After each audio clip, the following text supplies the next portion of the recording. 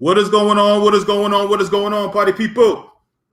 It is your boy, Coach D Brown, former big leaguer, former first-round pick with the Kansas City Royals.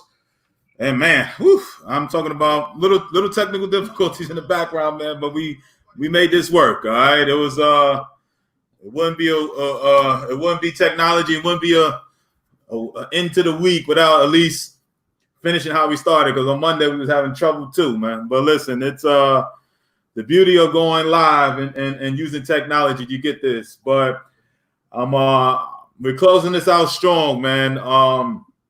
We're going hard in the paint. This is, we talked a little bit about FAMU. We talked about, certain schools that mean a lot to me. But, Norfolk State is one of those, near to my heart. I have my mother is from Norfolk, Virginia, and I've had many family members who have attended Norfolk State, one of them being my cousin. Shout out to Rex. I don't know if he's going to be listening right now, but he's a graduate of Norfolk State. And so we, Norfolk is near and dear to my heart. I am a fan of the band. On YouTube, I'm a fanatic of HBCU bands, but Norfolk State is one of my favorite bands that I do. Even though I'm my age and 40 plus years old, I still look at marching bands, and Norfolk State is one. And without further ado, man, we closing this out, man. We have Norfolk State head coach Keith Shumate joining us today. Coach, man, I appreciate you coming on, and all my guests. I always tell them, man, let's go from the beginning all the way to the end, man. So tell me a little bit about yourself. Tell me where you're from, playing career, coaching career, to where you are right now, head coach at Norfolk State. Thank you, D. Pleasure to be on the show. Just as far as the individual, just really blessed. Grew up in Greensboro, North Carolina, and a guy named Jack Leggett from Western Carolina was thought well enough to let me ride along and be a part of 4 Southern Conference championships, and just blessed to be in the right place, the right spot at Western Carolina University. And so from there, I was coaching pretty early in life, and was not fast enough and didn't throw well enough to play professional ball. I always thought I hit well enough. I thought that I always knew I could hit, but I think God was calling me for something else. And so I started a coaching career in Grimsley High School in Greensboro. And a few years later, the opportunity at North Carolina A&T State University came calling, and I coached 15 years there. It was a tough time as far as resources, but it was a wonderful time as far as our best resource, which was our students and our people. It was just a great time in my life. And one day I walked into the athletic director's office, and I was, holding out for some great resources to come my way, but it was heavy on my heart. I wanted to go and watch my son play his senior year of baseball and his college career. And so once he signed to go to college, I jumped back in for a short time at Lewisburg College, which is a junior college. And then I told him the same thing. I was going to go and see him play the end of his career, and I watched him his last couple of years at Elon University. And when I saw that he wasn't heading to the professional baseball ranks, I said, I've got to get a job. And unbelievable thing. I'd never been an assistant coach, but Claudel Clark called me and talked to me about the assistant coach's job there. And I interviewed for that, and went there to be the hitting coach. And next thing you know, after a fall, he was offered a job. He came in and offered me told me that, hey, I'm moving on. And then by the grace of God, Marty Miller asked me to be his head baseball coach. And it wasn't what I had planned, but it's what God had planned. So I took over that spring, and we've had 2 full seasons. And that's where we're at right now. COVID got us before we got started. By the time we got started this year, but been a lot of fun. So that's pretty much it. Cool, man. So, what years were you at A&T, man? I have a because my nephew was there. We have He a played a couple years over there. He was there briefly. Leighton Walcott. I don't know if you remember Leighton, but Leighton, beautiful left-handed swing and just a fine young man. And I was there until 2011. I think the highlight was the first year we had a place to practice. In 2005, we ended up winning the conference regular season and then won the tournament. And for 7 2/3 of an inning, we had Clemson beat before the bottom fell out at the NCAA regionals. And we continued to produce some very fine teams and broke some school records there each year. And just a fine group of young men, and really enjoyed that. That was during the time when Bethune-Cookman was far and away the best club in the MEAC, and we sort of were their next closest nemesis, I'd like to say, most of those years. So, but 2011, that was the year I walked in and said, "Hey, I want to go watch my son play," and it was the right thing to do at the time. I knew that good things were coming there someday, but I felt like as I don't know, so many years of coaching, either as the only coach or then finally with one assistant, it was time to let them see how they could get another assistant coach. And I think that and add another coach and add resources. And then today, it's a wonderful program today. And so it was a good experience. So how have you seen, the change? It might have just been A&T, but to Norfolk State, but as a whole, has many things changed in some of these programs? Has Norfolk poured more money into their program? And, is it a better opportunity than you had at A&T, obviously, but basically I'm trying to say, has stuff changed a lot in the HBCU schools? Things have gotten a lot better, and it's unbelievable. And when you walk onto a field today, and there are 2 college baseball teams playing, if one of them is from the MEAC or the SWAC, it doesn't matter. The talent is the same. You may see differences in pitching depth and that sort of thing. What really attracted me to Norfolk State and going that way was they had a facility. We have a beautiful ballpark, okay, and we have an athletic director who is a baseball coach and who understands the grind. And whereas he may not have the resources to just step back and take care of baseball all the time, he at least has that understanding of what we're trying to do and the importance to the university. And the program was already a good solid program. And I just tried to, do my part to make it stronger and stronger, and find ways to narrow the gap as far as the resources, and just work smart. That's the main thing. We see the Kansas City Royals, the Oakland A's, teams like that be competitive regardless of the bottom line. It just makes it a little more difficult. You have to be a little more smarter. But when you convince your athletes that there's no difference, there's no difference. So. I love it, man. Yeah. So, how has, in the last, man, because you've been rocking and rolling, man, for, 20 years or so as a head coach. I know you had a little hiatus in the middle there, but then the last 20 years, stuff has changed. And even now, you got your old schools moving to the Big South, the Florida teams are talking about going to the SWAC. Where do you see the MEAC in the next 2 to 3 years as a conference?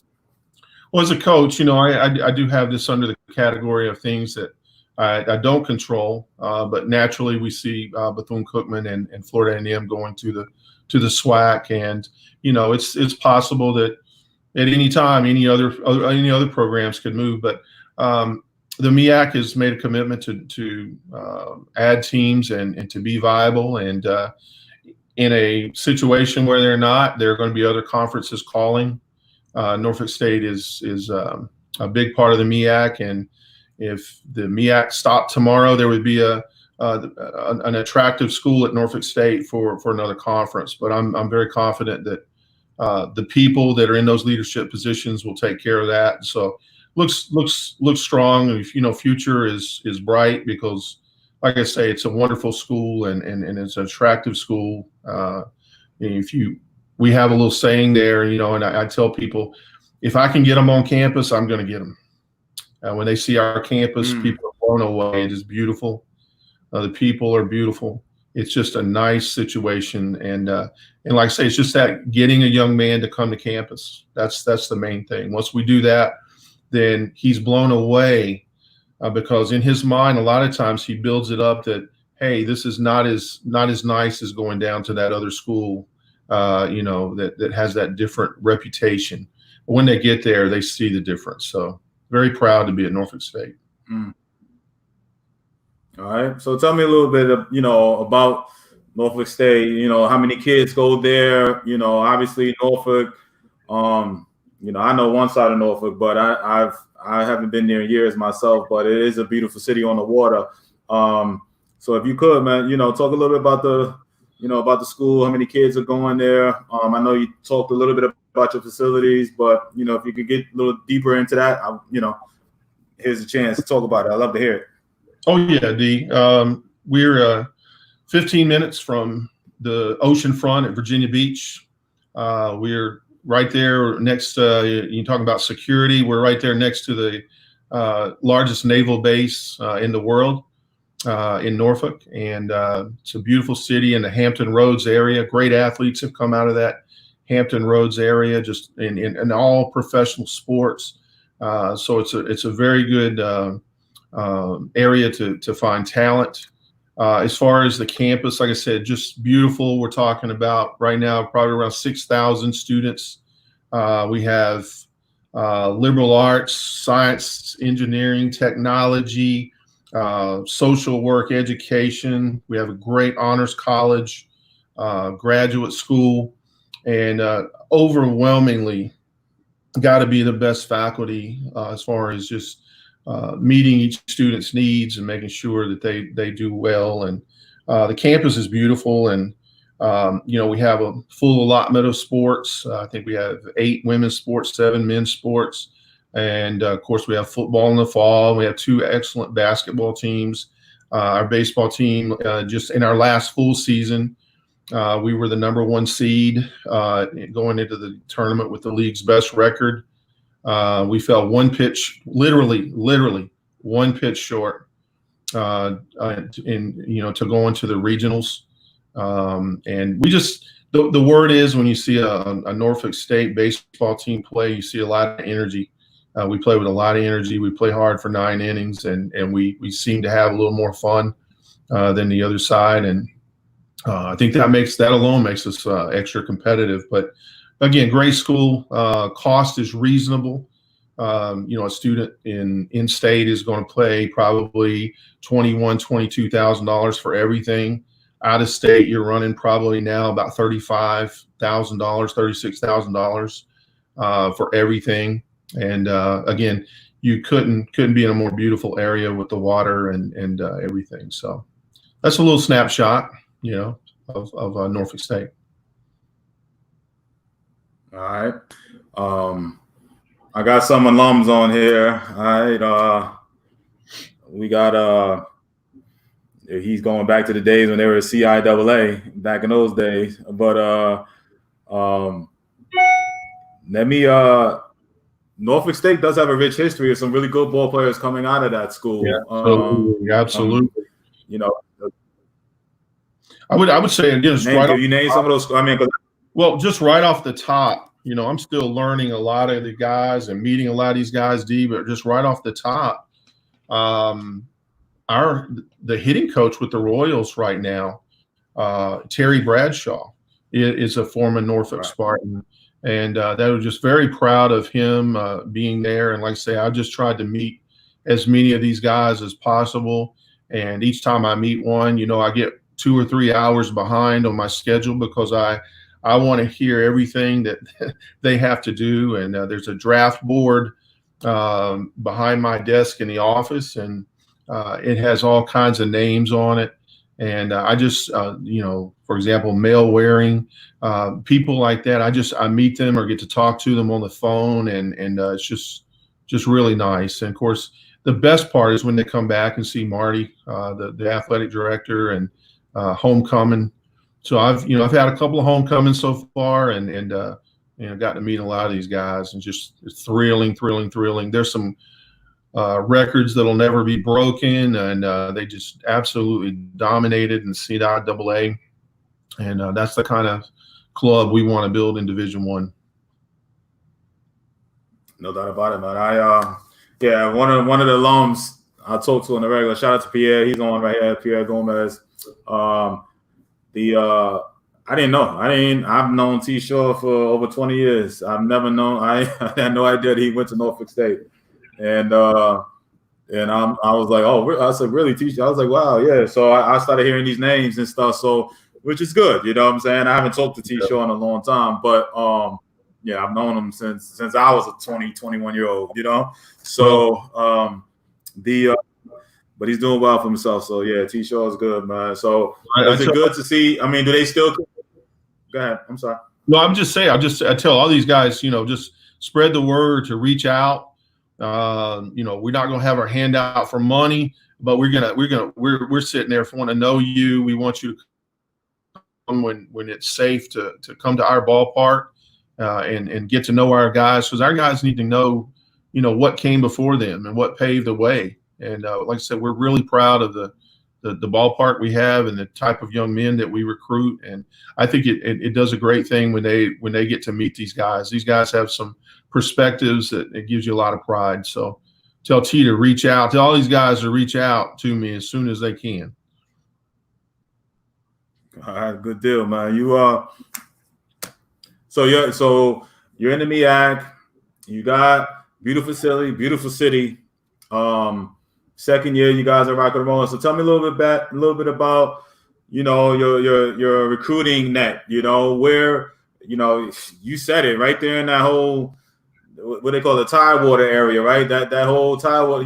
It's some athletes out there, man. It's it's a hotbed of all sports, but even baseball talent, man. Do you go outside of that area to pick up players?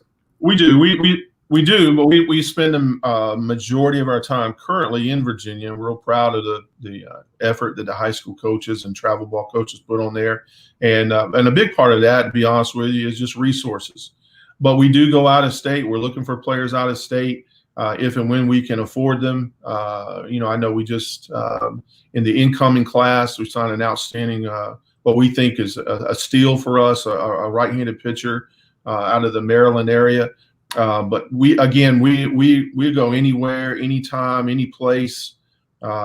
We just looking for the right person. We're looking for a competitive person, somebody that cares about a degree. We have a standard at our school, and that's our baseball program is set academically, and we want them to reach that.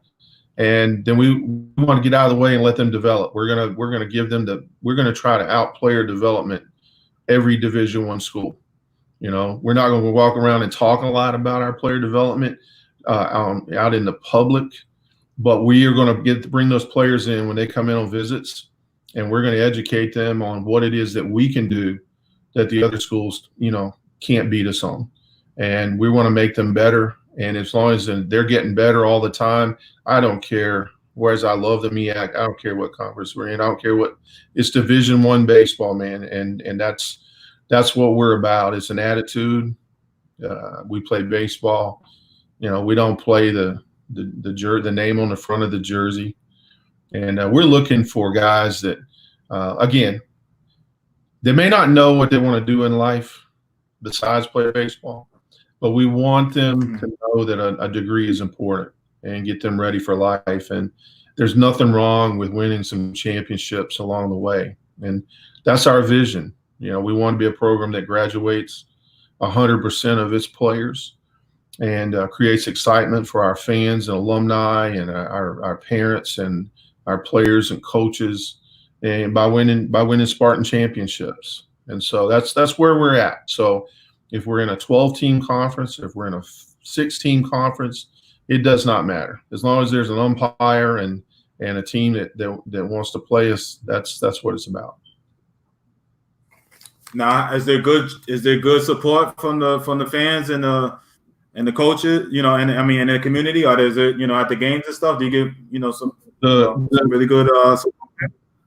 The fan support is unbelievable when it's warm. When it's cold, it's not, and I understand that, and right. The start of this next season, we got off to a slow start, and we finally played a ball game where it was over 60 degrees, and we ended up, I think we beat Old Dominion like 8-4.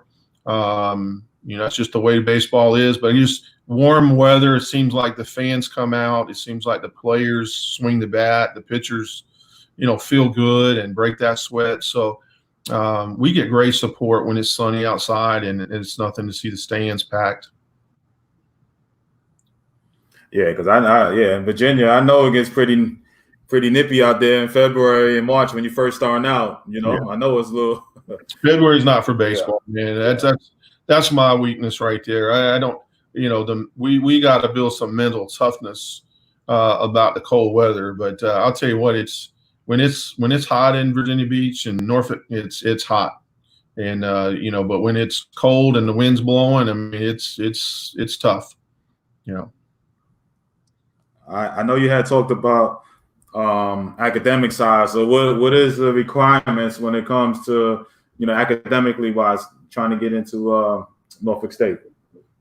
Well, getting into school is one standard. There's going to be some, if people have gotten all of their required classes in and they've got a 2.5 GPA and they've got an SAT that's north of, probably 860, 900, they're going to get into school. But we're looking for a bigger, better commitment than that.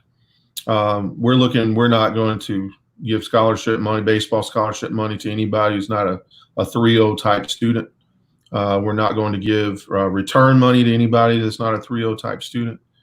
And I understand when people aren't quite that, coming in, but you have to understand where there are few resources, they have to be appreciated. And I'll give you an example. These standards that we put in place this year, we had a 3.41 GPA in the spring.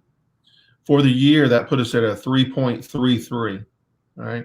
And we had 16 MEAC all academic people, 16. We had, of the 36, you can have 35 players. We had one player who couldn't play this year. He came to school late in the mid-year. But out of the 36 players, 32 of our guys made the athletic director's honor roll.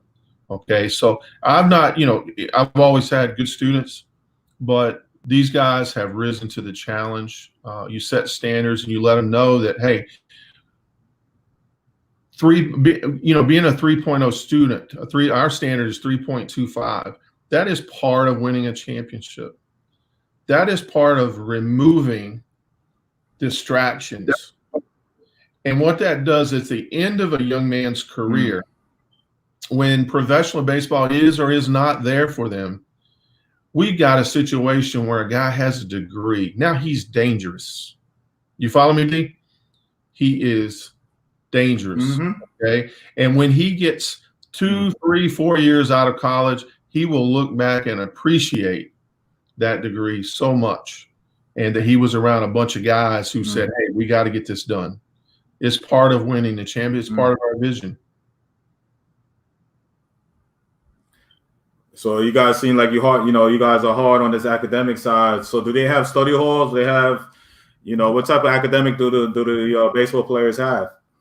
Listen, our academic support, and I didn't have that early in my career and with coaching, and we just didn't have the resources. At Norfolk State, we have one of the most outstanding academic support teams. We have one young lady who is assigned to baseball, and she is phenomenal. And these students have advisors that work with them directly. They do go to study hall. When a young man comes to our place, he's going to go to study hall 8 hours per week if he's a freshman. If he's a junior college player, he's probably going to go 6 hours if he had really good grades coming out of JUCO, which is the only JUCO we would even recruit. But the guys are able to make grade point averages that get them out of there where they don't have to go to study hall. So see, I can come in there a 3.0 student, do what I'm supposed to, and if I make if I've got a GPA north of a certain number, then we can take them out of there, and they get to be free of that and handle things like a man. Yeah, no, I love it, man. This so when you're talking academics and you got the support, is there any like transition that happens from a freshman coming in? Do you guys have any type of support system, or is it just kind of takes a week or two for them to kind of get rolling and understanding the college life? But is there any type of transition program for these guys? And the incoming freshmen? Yeah, there's support in every direction. And first of all, there's a way that as a head coach that I'm going to look at you, treat you when I know that you're fresh out of your household and things are coming at you all different directions, and there's some things that you're going to be counseled about. You might miss a practice, a game or two, of loving discipline, but there's not going to be a harsh judgment on you when you're learning. When you're a sophomore or a junior, and we don't have this problem, but if you want to cause a problem and not be where you're supposed to be, doing what you're supposed to be doing, when you're supposed to be doing it, then your chances of remaining on a club are not going to be great. And so we're in a loving discipline type area. Our staff, our athletic department, and our academic people, they have all kinds of programs throughout the year. Okay. And even the coach before me did a great job of bringing in speakers. We try to put these people in contact with the people that they need to be in contact with. It might be all kinds of people talking to them and trying to let them know that they're loved and supported, but at the same time, let them know the little things they need to do to be successful, what to do if they make a mistake, how to handle it. It's all there. It's all about growth. And I coach the guys, so it's our brains do not form till we're about fully formed till about 28 years old.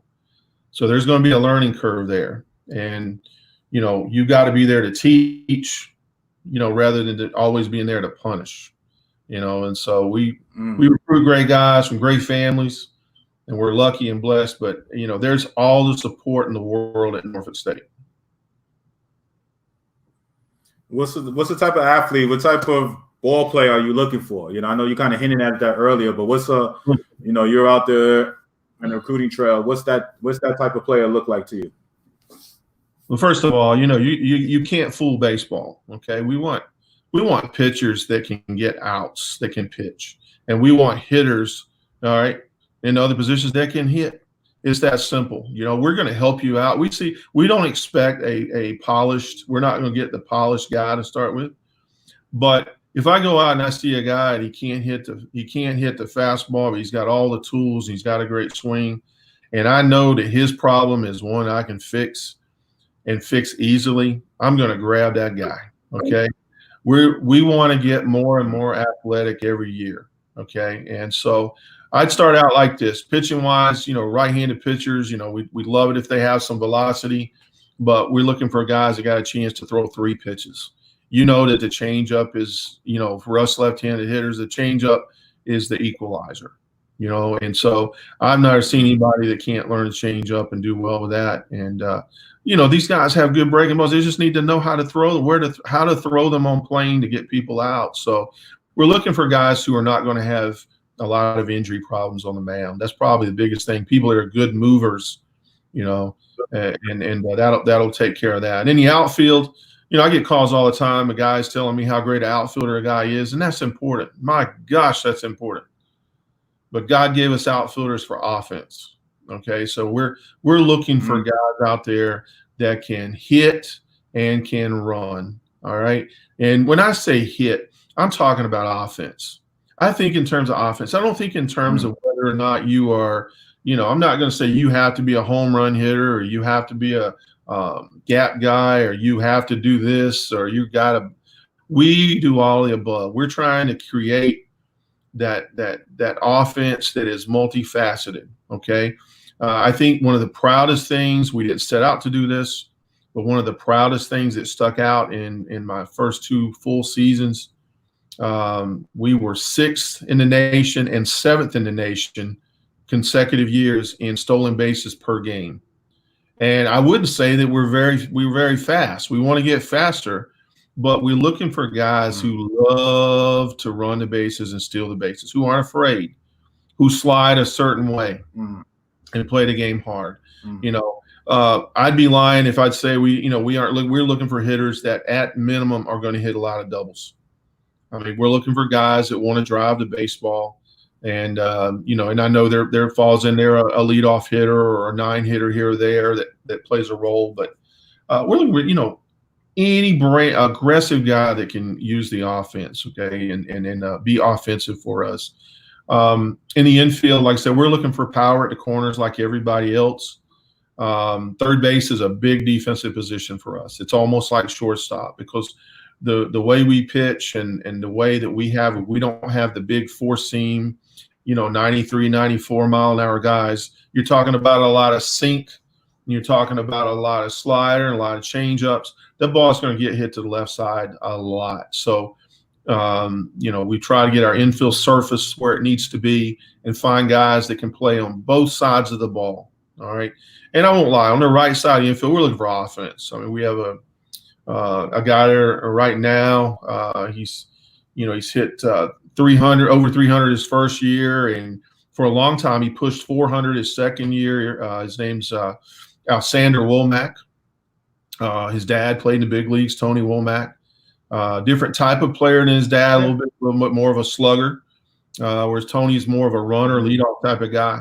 Al's voted one of the top 100 hitters in college baseball in a publication back in March, and that's all of college baseball, all of Division I. So we're looking for offense over there, and we tried to be as athletic as we can be, and we believe that DH is a position.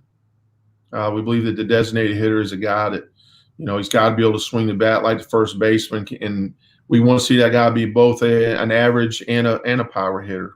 So. I look for what a player can do, D. I really don't look at what he can't do. But, people know me. If you look in the MEAC record books, the guys I have coached own the majority of the offensive records. I've never been in a resource situation where I could just go out there and get the pitchers that I absolutely needed. So we got to develop pitching. There's no doubt about that, and middle of the field players. So I see you guys. I'll end on this, D, with this part of it, but I see so many guys, so many shortstops across the country. They'll sign and they'll go to a club and sit the bench for 2 years. And, at a place like ours, a shortstop can come in and play, and he can play for 3 or 4 years, depending on when he gets drafted, and he can play every day. And that's the beauty of our programs. Our guys can come to our program and we believe in you, and they can struggle a little bit, and they have a manager who understands that's part of the game and sees the whole picture. I have an outstanding coaching staff, and those guys understand players the same way I do. They're going to get the attention they need, just like they're in professional baseball within the NCAA rules. So we like to see that type of player think about an HBCU like Norfolk State. Yeah, why do you think that? Like you said, like you see these kids and they go to a UVA and sit for 2 years. You know what I'm saying? And where they can go to a Norfolk State and play right away. We talked about this a lot. They don't. It's just somebody's in the air. Somebody. I know you're the coach and you're recruiting the kids, so he's like, you're biased, but why is it, somebody in his ear to be like, yo, go there and play right away, Every player has to go know down deep in his heart what he is looking for. And for some people, there's nothing wrong with going to be a backup at a place, and there's nothing wrong with saying, hey, I may have a better shot on the bench there if I could win a starting spot my junior, senior year, whatever, or sophomore year. But it's not right for everybody. All right. And for that guy who wants to play professional baseball, you have to trust the professional baseball scouts. They'll see the numbers, and like I say, we play more teams outside of the conference than we play in the conference. So when a guy like Alexander Womack hits 370 in Division I, he's not hitting that just against the MEAC. He's hitting that against everybody. Right. Okay. And so Major League Scouts, they'll see that. We know where the majority players are coming from for professional baseball. That'll work itself out. But if you can play, they're going to find you. So I think sometimes it's just sort of a thrill for the parents sometimes, and for the families and for all the friends to say, hey, I signed with so-and-so. But we all know, and well-meaning coaches will look at them and lie to them to get them there. And then they find out that, hey, they're bringing in another new guy every year. It's a business. Well, at Norfolk State, it's a family. We want to win, but if we bring you there to play, you're going to get to play. If you can make some contact, you're going to get to play. And so I just say it's an education, man. It's you got to go out there and do what's best for your heart. If if you know there's no way I can sit the bench for 2 years, then you need to think about these other schools.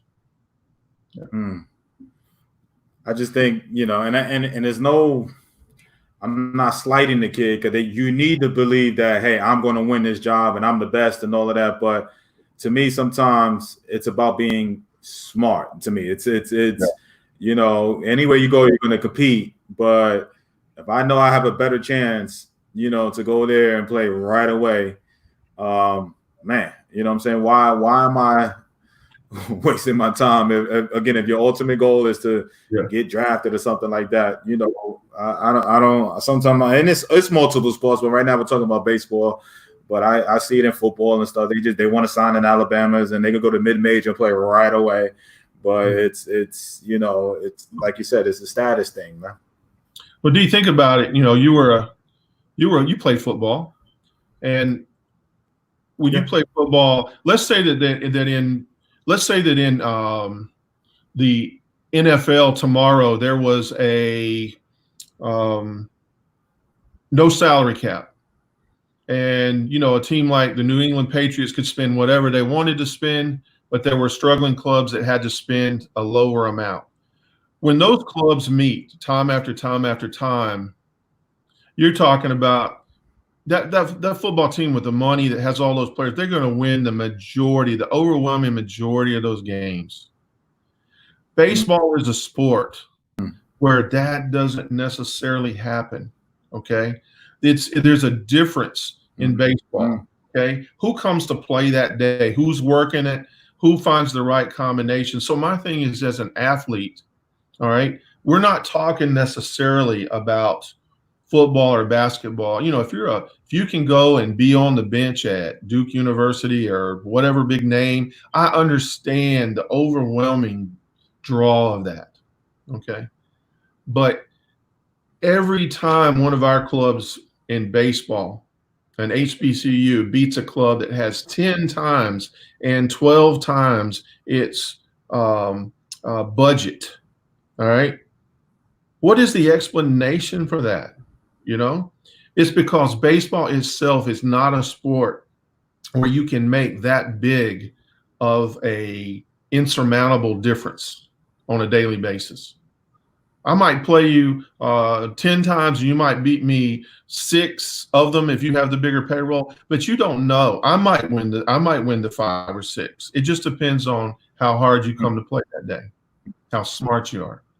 So it's about player development. Yeah, I agree. And that's, how is that gap dwindling between the Power Fives and the HBCU mid-major type schools? Is that gap either widening or is it getting closer in your mind? You've been coaching for a while now. I mean, they get the best players, and they should, and they're building facilities and things that make you ooh and ah, and they're going to start out the year with the hardest throwers. I always say this, in the month of February, in the month of March, they've got you beat in so many ways. But if let's say we'll use an HBCU or maybe a mid, just use the word mid-major. If you work your tail off and you develop people, see teams, I don't care, Power 5 or not, they either get better, all right, or they stay where they're at, they get worse. Okay. I know I had some clubs that, I've had some clubs that, man, you did not want to play them in the late April or month of May. And, we maybe didn't deserve to be Division I in the month of February or March. But these guys get better. There's not a hair's difference. Once they catch up and see 93, 94, 95, it's still the same game. Same game.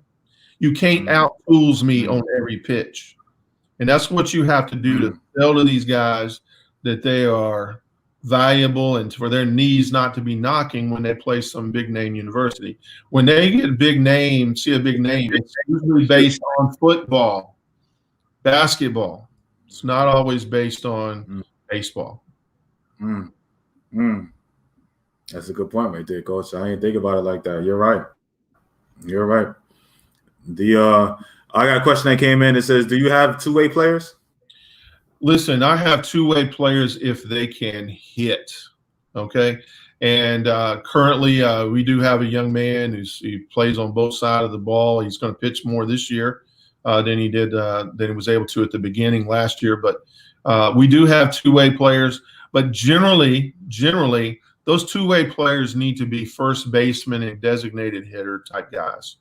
It's very difficult in this day and time with all the training that takes place for a guy to be an outfielder and a pitcher. It's a little more difficult for him to be a third baseman and a pitcher, shortstop and a pitcher. So in this day and time, it's there. But it's simple math to me. If I can go and take a scholarship, a baseball scholarship, which might be 50% D, and then I can go out there and I can get a guy that I was going to give 50% to as a hitter, and I give him that and get a pitcher too. Who wouldn't do that? Again, we can't play the game with the same rules as everybody else. We got to do things that make sense for us, and we can't worry about what everybody else does. So we'll do that in a heartbeat. Yeah, so when it comes to travel and you guys, how is the MEAC when it comes to travel and you guys are pretty much one of those northern schools in the MEAC.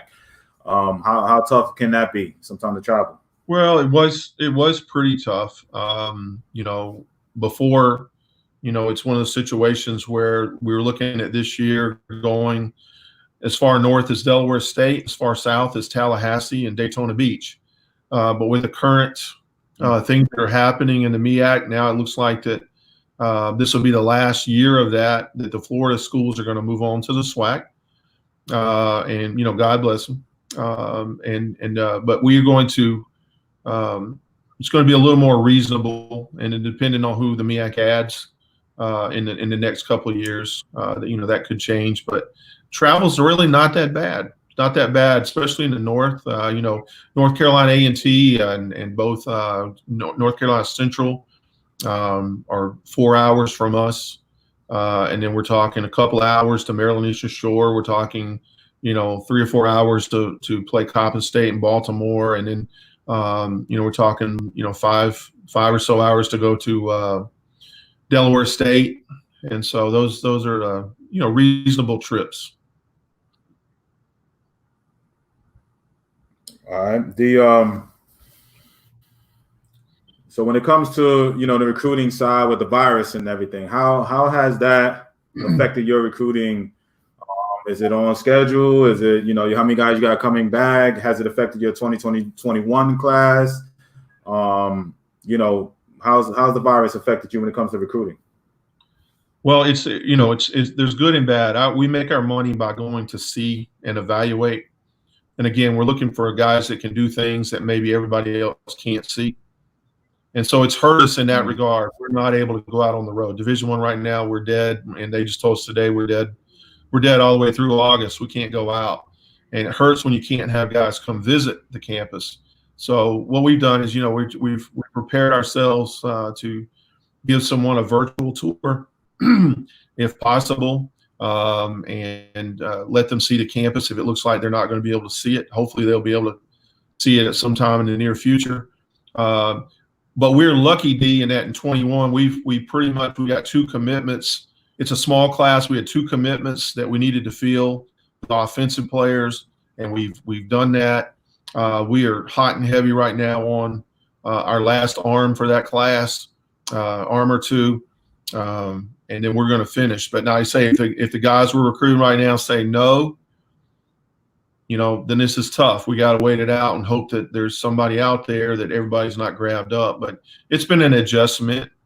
And I look at this time as, and instead of a negative time, I just look at it as whereas I pray for people and hope that they're doing well. I look at it as an opportunity.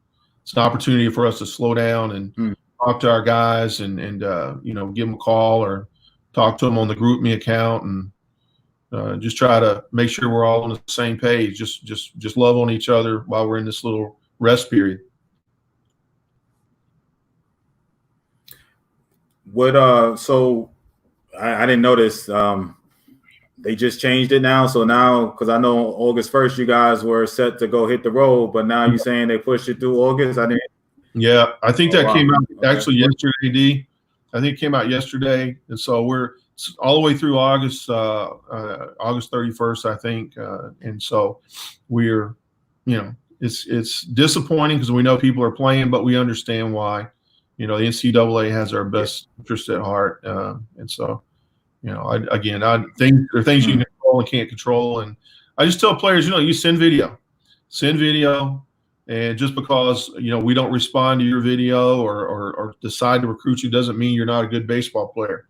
It just means that right now we're in a cycle where we don't need that particular player, And so when you have, when you don't operate on 11.7 scholarships like a lot of the other schools have, you cannot make a mistake.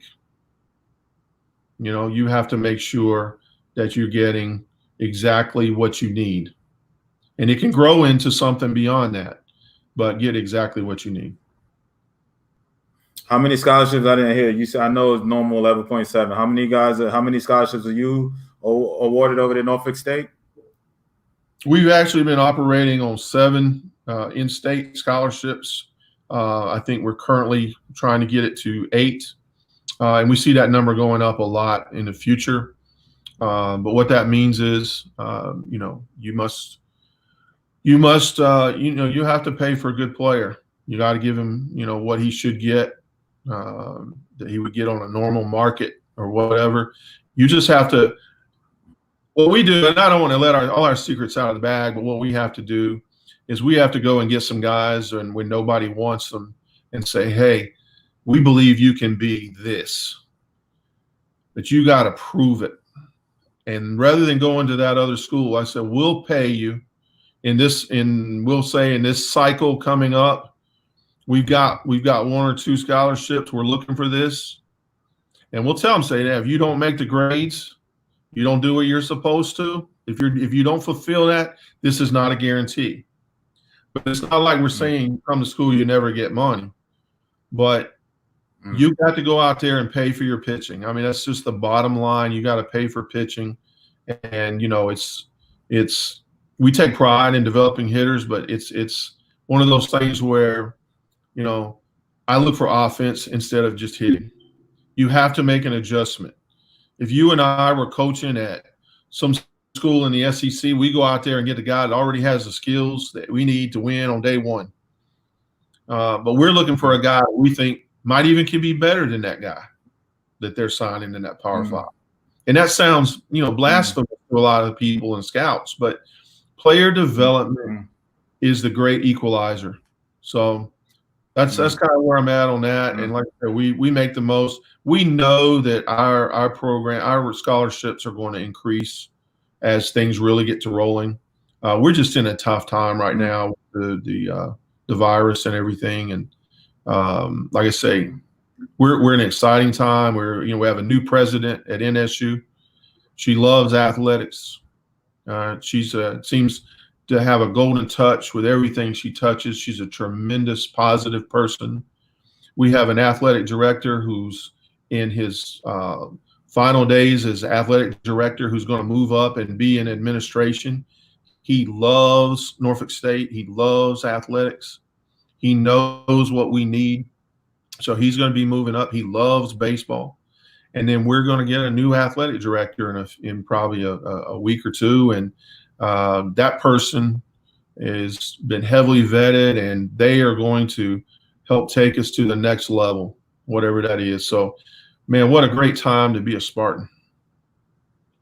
Let me ask you this. So, I hate that all the coaches from the HBCUs have been coming on and talking about basically, being handcuffed and not having enough, scholarships, to compete with all the other schools, man. So, and I heard you say, you basically, you feel like the scholarships will go up.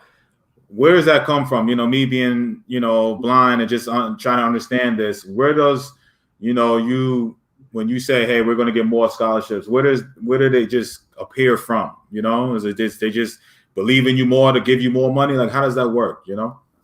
No, it's an overall picture. I think if the schools had it, they would give it to you. But it's to me, I describe it as momentum. As more people learn about our campuses and our schools and what we produce, then the school grows, corporate sponsorships grow, endowments grow, all kinds of donations grow. So getting out there is the big thing. And your development people are going to get out there and raise money, and we've hired some outstanding people. This is, like I said, great history. But right now, I mean, between the president and Marty Miller and his staff, they've hired some great people. They have a veteran coaching staff, but they've got the people now in marketing, and they got the people. They have all kinds of people now that they're just bringing so much positive. But ultimately, the school enrollment, as it goes up, I think it's about to skyrocket when we get past this virus, because we got something that just, like I say, once people see it, they come.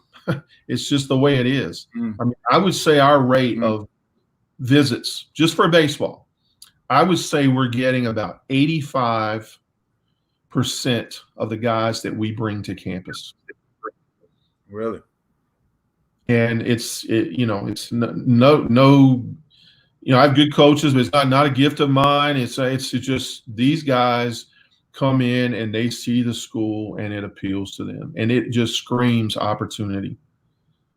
But again, you have to bring something. You got to bring some academics, and you got to bring some abilities that we think you have that can be developed. I love it. All right. Do you have a JV team? No, do not have a JV team. Our understanding of what we do is the NCAA allows a 35-man roster, and we try to keep the number on that roster that we think we can support and take care of, feed them, clothe them, as far as the uniform, and give them a positive experience.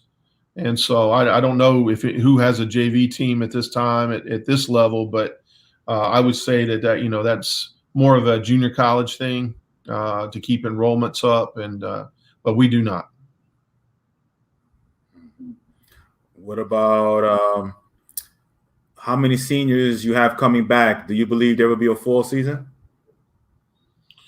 We have we have a lot of we have a lot of people back. We did lose 10 seniors, or we had 10 seniors, and then we decided to help some of those guys move on. We do have a couple that could afford to come back to school. I'll be honest with the limits that we have. We thought it was the right thing to do to make way for some of the young kids coming in. These fellows have done everything right. Fortunately for us, and unfortunately in a lot of ways, a lot of our seniors had graduated and had jobs waiting on them. They've done the right thing for 4 years, and those guys could come back and play. But again, sometimes it's a financial decision, and sometimes you just have to look at what's best at that time in life. If I had begged each one of them to come back, they'd come back. But I'm not going to get in the way of what's most important for them. And so, a couple cases we had some, a couple pretty good hitters that I had to, say goodbye to. I just couldn't afford to bring them back. Right. Yeah, that's tough.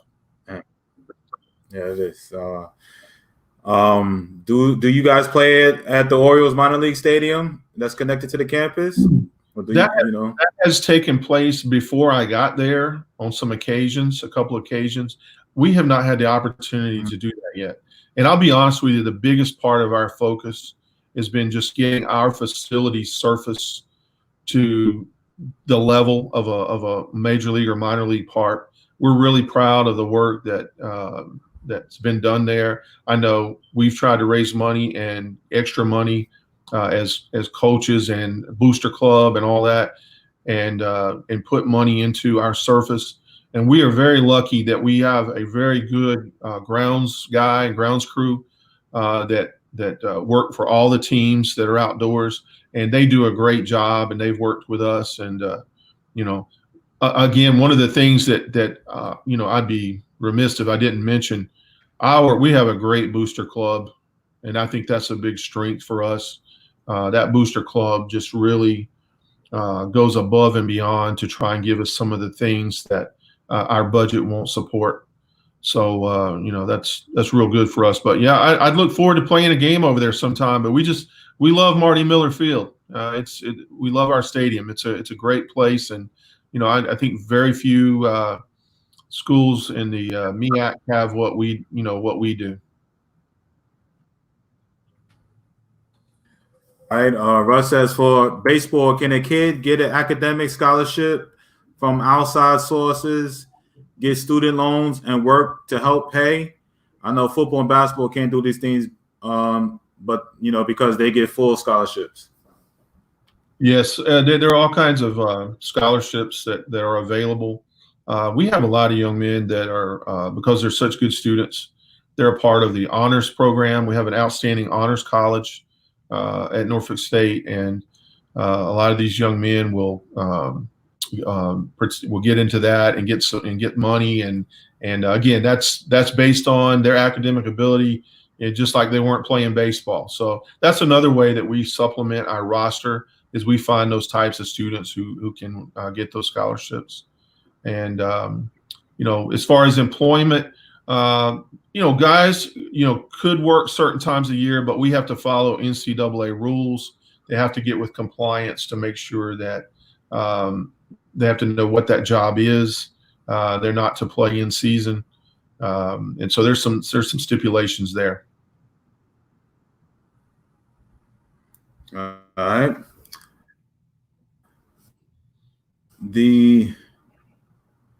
Rick says,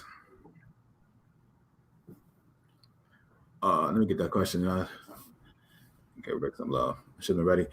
I know many coaches like to call pitches. Do you allow your catchers to call their own game? It's twofold.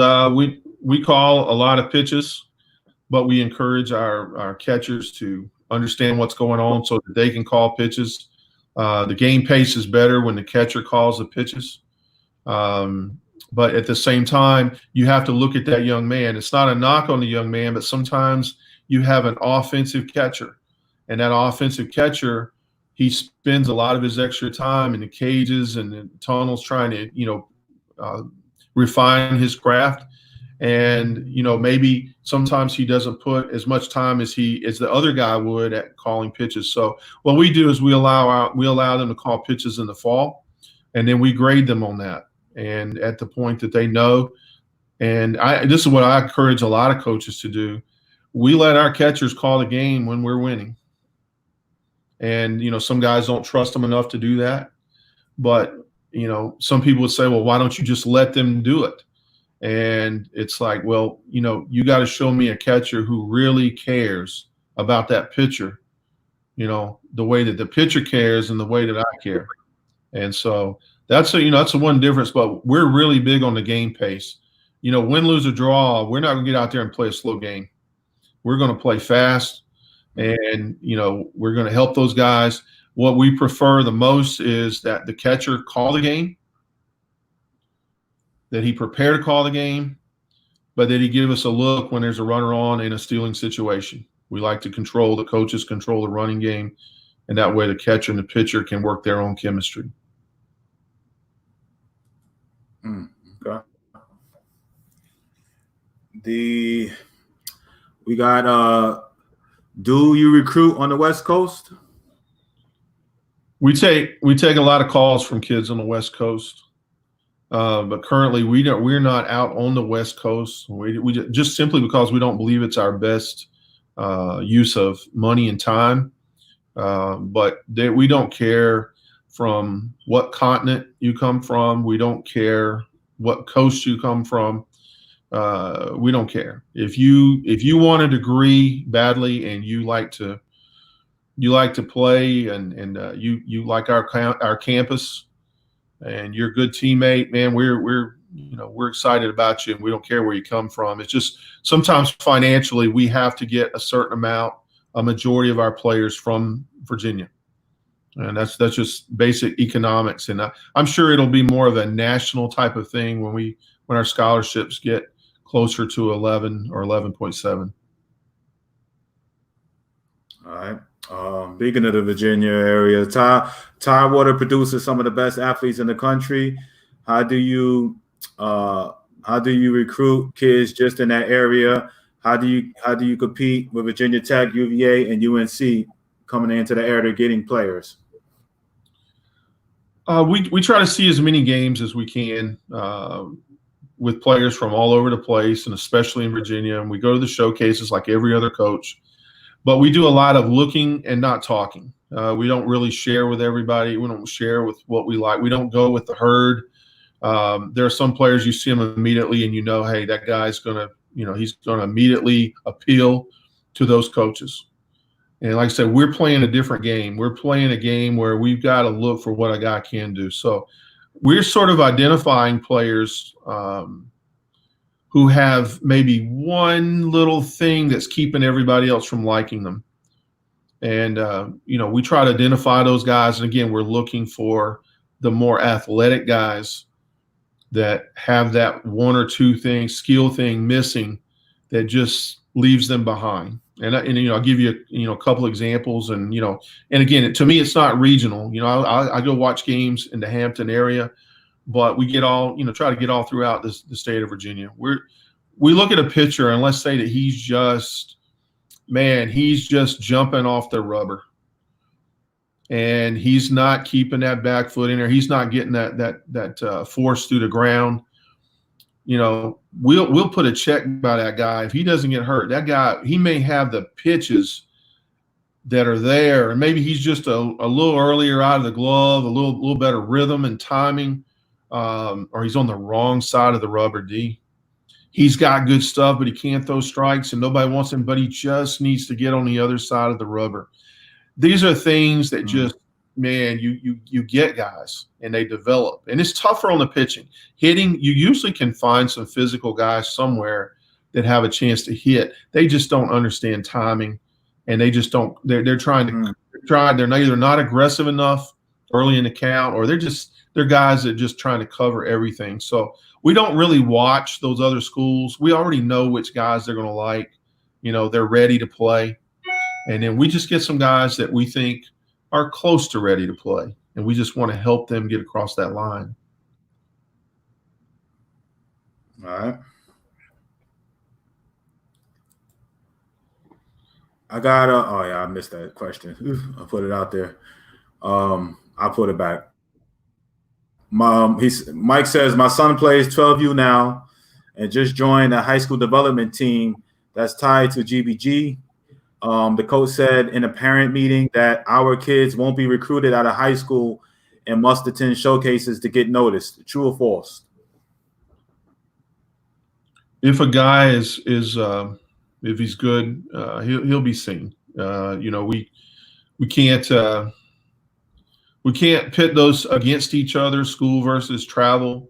But if you can play on a travel team, what is the basic advantage of that? All it is you get to play against the better players. And for that reason, there are going to be more people there. It's easier to be seen. But, again, we've gotten over the years, I've gotten athletes that didn't play travel ball. They were good football players. Parents couldn't afford to play travel ball. I could care less where, it just doesn't matter. Okay. What you want to do is attach yourself to some decent coaching and a good positive atmosphere. And the biggest thing parents can do, no matter where they play, is, be realistic about how much baseball costs and make the best decision for you. And if you can't travel, just try to find that coach that's willing to help, that really knows, a little bit. And, just be a good, a good student of the game. Part of my background, there weren't travel teams when I came along, but we had to work. I worked in tobacco. My parents did a great job. We were poor, and I didn't care that I was poor. I think it's a strength now. But one of the things that my dad had gone to spring training back then with this dates him, but when the Braves were in Boston, you probably didn't even know that, but there was once the Boston Braves, and one of the things that he believed in, he didn't believe in all the little league and all that. I never played baseball until I was 13, 14 years old. And I ended up getting to go to a Division I school and be a part of a program that was highly successful, played for a legendary coach. And, my heart and dream would have been to play professional baseball, to be more of a star player in college. But sometimes we just have circumstances. But because of those circumstances, D, man, I can sit out in the hot sun all day. It doesn't bother me, As all the other schools get, sometimes get some of the best players. I don't mind. If there's an athlete out there, I can study that guy and just say, hey, that guy right there can be a guy. I remember being at a game, D. This is true story now. I remember being at a game, and I can name you the other 5 schools that were at that game to see this one kid, pitcher catcher. All right. It was down in North Carolina. It was in the eastern part of the state. I'm not going to call the high school out. And they had a center fielder, and I had my eyes on. The other coach had kind of told me about him, and I was there, and everybody watched him play. And that night, he didn't get any hits. He didn't get any. He walked. But, man, the way his feet sprung to first base was great. He took infield. He threw the ball straight in the ground, D. Straight in the ground. But I swear to you, I thought it was 100 miles an hour. Okay? And he had great at bat. He swung and missed that night a couple of times. And I'm going to tell you what, it was the best bat speed that I had witnessed while I was in my 30 years of coaching and my 20 or so in college. And wow. I offered him that night. He just said, yes, sir, and told him what we could do for him. I gave him all the money we had left. And this was, late in the summer. And then the next morning, his mom called. He came there, and the kid hit 13 home runs his first year in a big ballpark, 15 the next year. And they had a bat change, and he ended up hitting, when they changed the bats from a little bit, hit 22. Finished second in the nation in home runs per game, tied for second, 22 home runs in a game in a year. And at the end of the year, I think Oakland drafted him. It was something like a 10th, 11th round guy. And I just think of how many people tried to get that kid after he came to our place and tampered with him. And a credit to him, never fell into it. But he was there for the taking. Now, did he play travel ball? Did he? He didn't do all these things, but he was there. He was just, they tried to tell him he was unpolished. What does that mean, unpolished? Okay. I just look at it as there's timing and there's not timing, there's opportunity. These guys need opportunity, and that's the bottom line. All right. How will Hampton leaving affect Norfolk? That was a big rivalry. Will all of you continue to play each other in all sports? Again, I wish I had all the answers. I know that, there would be certain things that, probably the school wouldn't want me to say or to say. And I trust our leadership, and Hampton is, obviously was a big rivalry. I always think of these schools in a different light. I always think it's a shame that they all don't have baseball. I can remember back when Howard didn't stopped having a team. I can even remember many years ago when South Carolina State had a team. I remember it's just you're seeing these schools and saying, hey man, what a great place for a college baseball team. And so I hope that everybody finds their way around the conference thing. But right now, is this, at this day, I listen to my leaders. I'm a proud MEAC baseball coach, and I'm even prouder to be at Norfolk State. All right. Corey asks, provided that the NCAA opens up recruiting, do you plan on attending the HBCU showcase in Atlanta, September 26, 27? If we have the clearance to go, we plan on being there. I think I was there last year. Again, I just have to see what the NCAA says, but I think it's where we ought to be. I know we saw a lot of really good players. And, I might be confusing here. I was in MVP last year is where I was. And I saw players. Yeah. I saw players at MVP that I loved, and it's a great place to be. And I would love to be in Atlanta this year. It just, again, who knows what the NCAA is going to do, and we'll just have to wait and see. But it's on the calendar. It's on the calendar, and I know this as we get to more scholarships. Going to be a lot of fun. Going to be a lot of fun in Atlanta, raking up and finding some Spartans. All right. We get maybe a couple more questions, Coach, and I get you up out of here. Been going for over an hour. I appreciate your time. What part of North Carolina are you from? He said Greensboro, right? What attracts him to coach at the HBCU since he coached at A&T before Norfolk? Do you get criticized by other coaches for coaching at HBCUs? Well, as far as what attracted me, I love the game of baseball, and God has a way of arranging things in your life and leading up. And I mean, I could go back to, roommates and players that I played with, and I know that when I first started at Grimsley High School, I remember the coach from A&T coming over and asking me for could he play on the field that weekend. He had some problems getting a field, or somehow his field was not available. And I remember letting him, arranging and the whole thing for him to be there and play that day. And I even worked on the field in between games. And I remember they played Bethune-Cookman.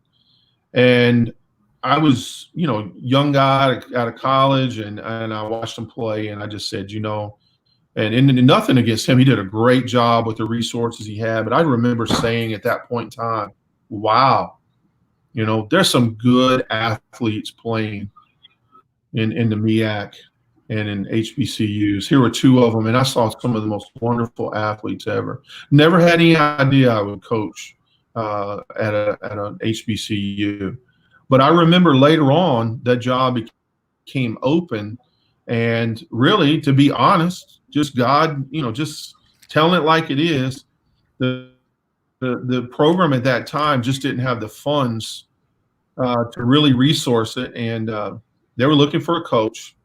And so I threw my hat in there and I said, okay, I would love to do that. And man, it was like a couple months went by. No coach was hired, and then school started, and then finally I got a call, and I remember going into the athletic director, great man, but he was so busy, and he just said, "Hey, you are the guy we selected, but I need to go ahead and tell you now." He said, "You cannot recruit out of state. I can only pay you $6,000. I'm going to repeat that, $6,000. And he said, Wow. and we really don't have a place to practice. And he said, if you can't get your head around that, he said, you need to go ahead and move on now. He said, if you still want the job, he said, go in and see my assistant athletic director." And, it was, man, it was almost borderline rude. But again, it was the greatest thing that happened besides meeting my wife and having my kids. I mean, it was a wonderful opportunity. It was not easy. It was 8 or 9 years of just doing without everything. And then one day I got the professional team that was leaving the pro park and the athletic director at A&T to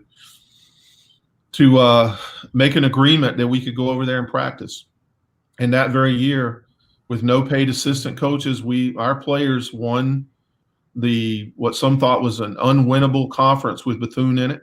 We won the regular season and we won the tournament, and had a good showing in the regionals. And after that, we produced some good teams. So I didn't choose. I'd like to say I chose HBCU baseball, but it sort of chose me. And always had a wonderful relationship with all the players, and Norfolk State is just all of that on steroids, man. It's just a great place, such a gem of a place to be, and I'm glad I'm there. All right. Damien says, what would you say to a kid that has great talent but plays for a terrible team just because he lives at, where he lives, basically high school wise? Well, whereas you may not think it's ideal, but I would say this to Damien. We have a saying in our program: in every situation you encounter, just play the game. Just play the next pitch. Do what's expected of you, and just play the game. It's just like being poor. If you are poor, you have some toughness later that others don't have. If you're rich, you have some advantages. If you are a person who plays on a losing team and you experience that, listen, when I first went to HBCU, I mean, it was an impossible feat for us to be competitive with the resources we had. And my administrators knew that. But man, did we learn some lessons in how to win and some toughness. It became a time where people wouldn't play you, all right, because they're fearful of your offense.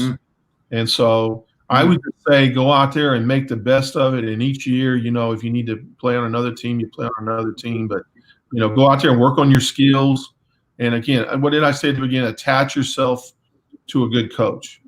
If that coach is out there can help you, get some help. If you need to go somewhere else and get a little help, just scout out the coaches and find out who's developing talent. All right. Boyce C. Mullins says, hey, Coach Shumate. Boyce C. Mullins, I want to tell you something, okay? Boyce C. Mullins has I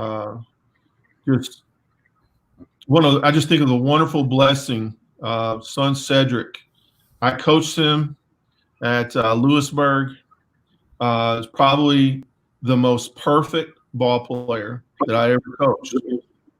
And I don't think he probably, I don't know that he ever struggled in college ever. He went on to Campbell University and then ended up playing in the big leagues for a little bit. And he's climbing that ladder again right now and be knocking on the door soon. And I'd say hello to him. I love him.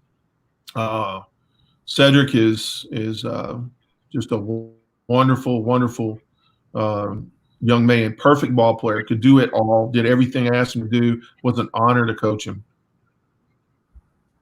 What is that? Was that his son? Was that the Baltimore Orioles outfielder? Yes, sir. Yes, okay. sir. Okay. Yes, sir. Yeah. Let me tell you what. This kid. Let me tell you real quick. Let me tell you about Cedric real quick. He could beat you 5 ways, man. And he's just a little guy, but I'm gonna tell you what. He could beat you with his legs. From the college level, he could beat you with his arm defense. He could beat you with his ability to get hits, and man, he could beat you with his power. He had crazy power. And matter of fact, he was a kid, and I know the Orioles don't give a rip what I think, but he's a guy that I thought he needs to be allowed to swing the bat somewhat as if he's not 5 foot, whatever he is. He's probably 5'7", 5'8", but this guy can generate. And he had an impeccable balance when he hit. All right. He was able to coil the bat in such a way. And like I say, he'll find his way the rest of the way. But I think he's a leadoff man for one of the major league teams for the next 15 years at some point. Great player. Great. I remember. Go ahead, D. So I remember he had his first game. Yeah, I remember. I think I saw the highlight or something where he had his first hit in the big leagues. Yeah, that's how I remember him. So yeah, congrats, boy. Buck Showalter loved him, D, and when he's not with him now, they're going to it's a new group in there now, but they're going to find out a lot about what this kid is made of. I mean, he's got special makeup. When he did struggle coming out of spring training, I guess it was whatever it was, last year. It's one of the first times a guy struggled in his life. So we know how that goes. Once that's over with, he's going to come storming back, and he's going to be a major league outfielder for somebody. Yeah, I hope the best, man. What's his age right now? How old is he? He was a young man when he went there, so he's still 23 years old or so, somewhere in there. He was very young when he left Campbell. Played 1 year at Campbell, did well there. I mean, he was, he's a guy that could just, But D, you ever run into a guy? He's just he's a guy that can hit the ball and drive the ball to the pull field. He's a line drive, but he crashes the ball that way, and. Sometimes what do we do when we get a little guy? We want him to bunt a lot, and I love bunting for a hit. We want him to slap the ball the other way, and we want him to take a lot of pitches. I'm just one guy. But taking a lot of pitches is not a recipe necessarily for a leadoff guy. They're going to fill the strike zone up with fastballs for those guys. So I think that guy's going to hit his way back to the big leagues. Go. I'm rooting for him. Yeah, I didn't know. I was in my mind. I was still thinking he was up with the Warriors. I didn't know. You know what I'm saying? But I'll be rooting for him, man. So, Corey asks, "What classes are you currently recruiting for? How young of an athlete are you currently looking at?" We are not we don't jump in as young as everybody else. We notice. I mean, we host on a normal year. We're hosting showcase tournaments at the field, and so we see. 15-year-old players and 14-year-old players, but all our recruiting efforts are based on finishing, the 2021 class that we could sign this fall, and then we're really focused on the next class. That's the one where we're going to need a lot more players or a few more guys to sign. We're just lucky right now. We only need 4 or 5 guys in this 2021 class. So, okay. My last couple questions, and we're gonna get up out of here. Mike says, "Black ball players are mostly characterized as athletic. Do you also recruit high IQ black ball players because we are all not monolithic?" That's No, we the guys that we recruit are all high IQ. I mean, it's just come on, and it's just the thing that we have to do is make sure that their baseball IQ is at the level of a Spartan.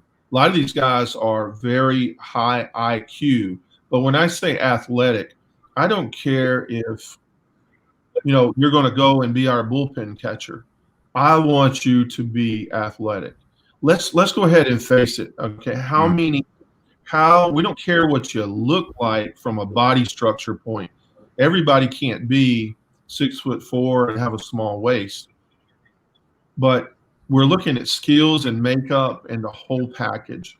If a guy, how many positions can a really heavy guy play? When I came up, I thought I was supposed to be a heavy guy. Heavy hurts if heavy is slow. So when I say athletic, that's what I'm talking about. We want to steal bases, and we'll allow our first baseman on some years, or maybe our designated hitter, to not be great base stealers. But I'm looking to get to a roster where 6 and 7 guys are at least got the other team worried about us running. That's how you draw fastballs for your hitters. That's how you score runs against number ones.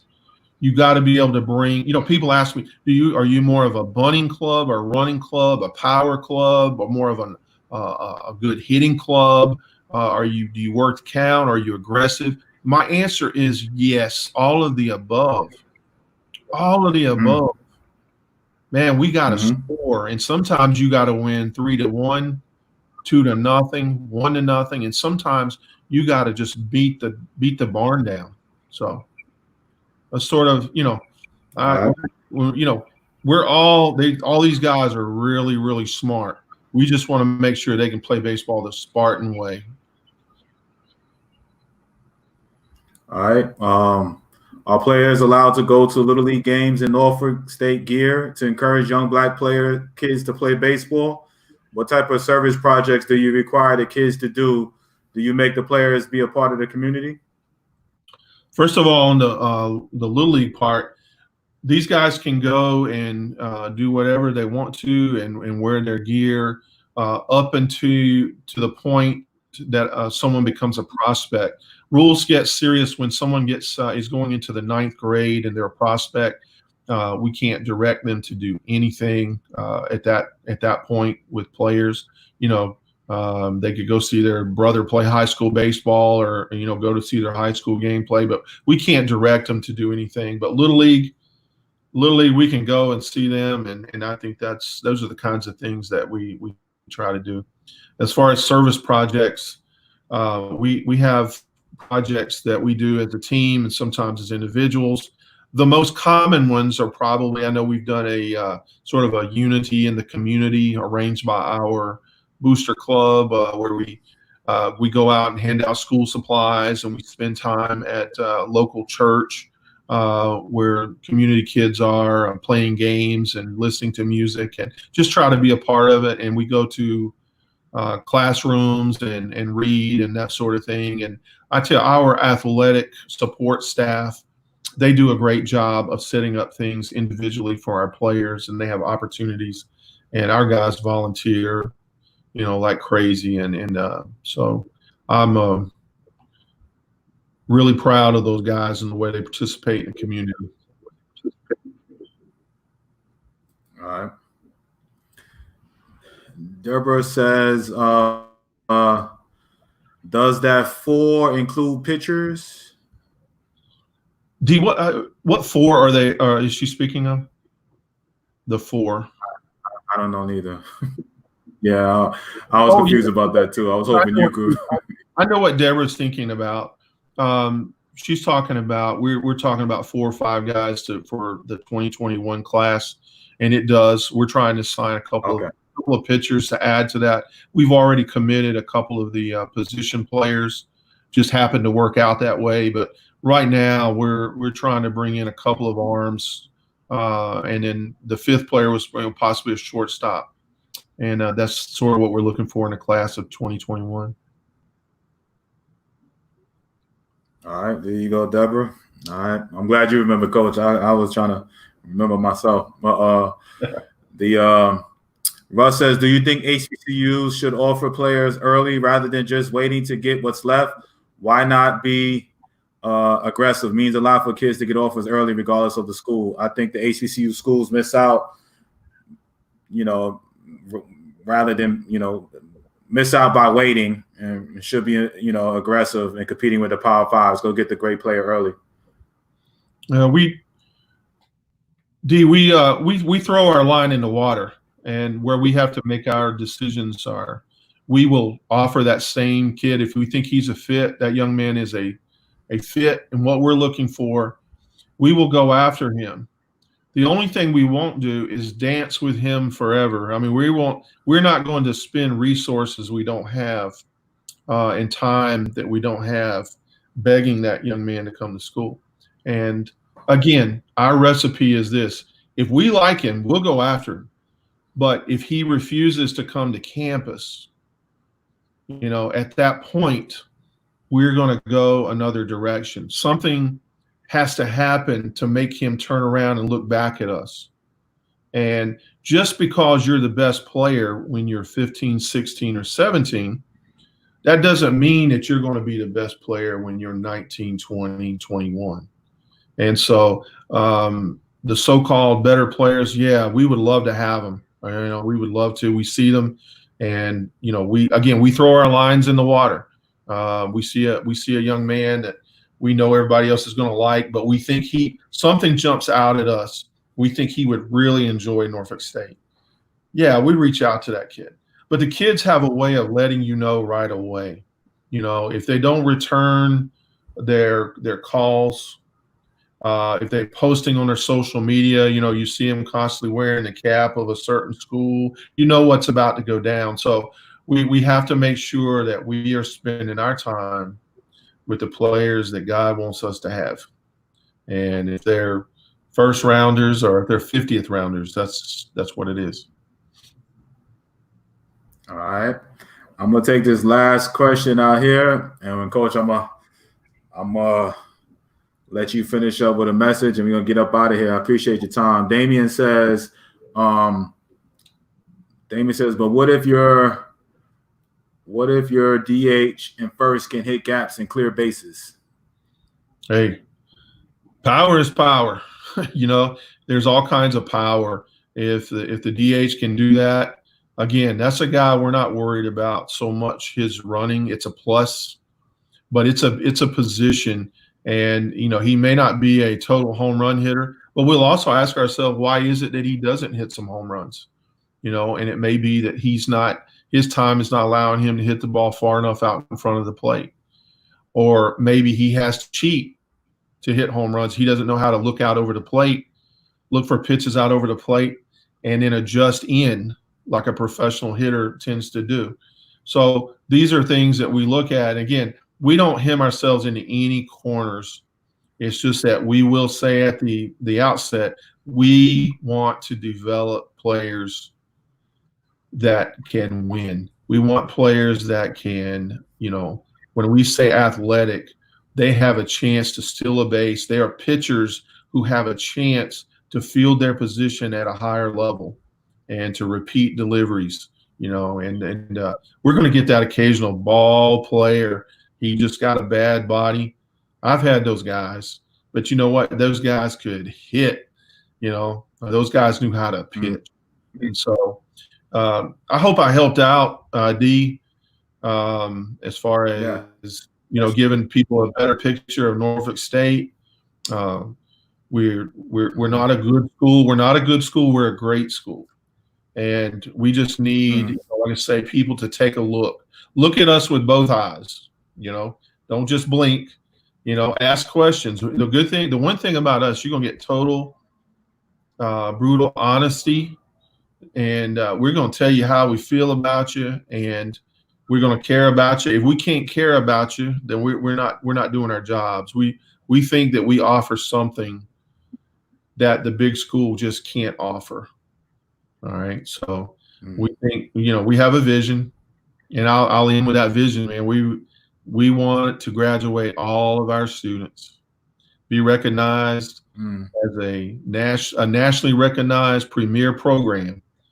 And not only do we graduate people, we want to win Spartan championships for our fans and our alumni, and for, you know, all of our parents and players and coaches and all Spartans around the country.